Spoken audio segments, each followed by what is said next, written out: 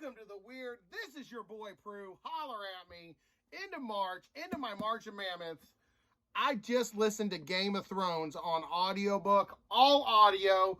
I started this over the weekend. I put it on times 1.25 speed, so I got it done a little quicker. It still took forever. It still took about 30 hours.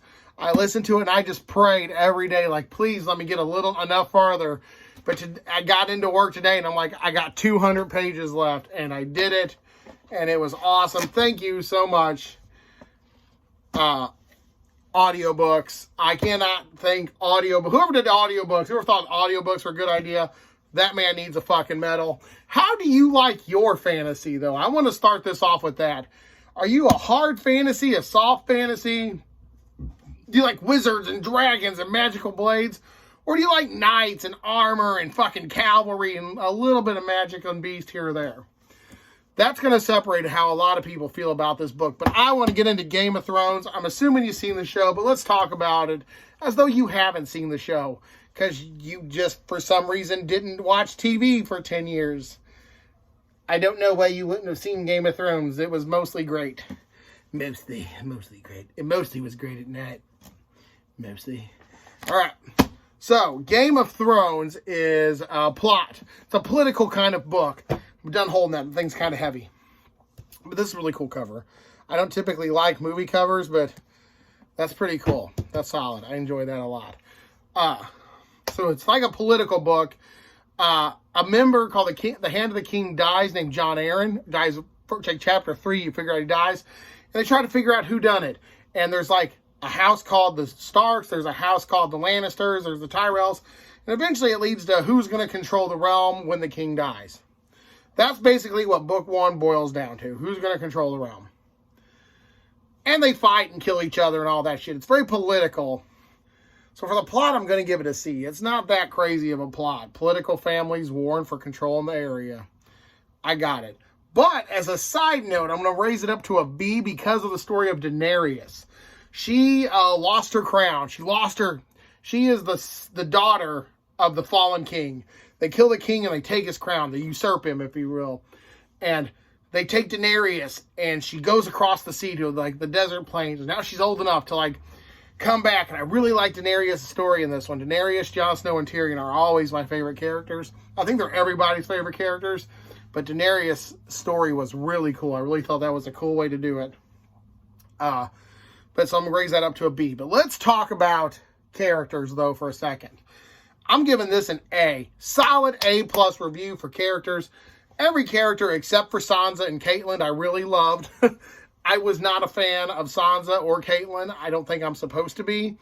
I even like the bad guys. Like, if you gave me a Jaime Lannister, I'm like, yeah, Jaime. But you give me a Sansa, I'm like, oh, this bitch. Oh, this bitch. But, I don't know what's up with that. I just did not enjoy Sansa or Catelyn. But characters are A. I can think of like 10 characters, top of my head. Jon Snow, Rickon.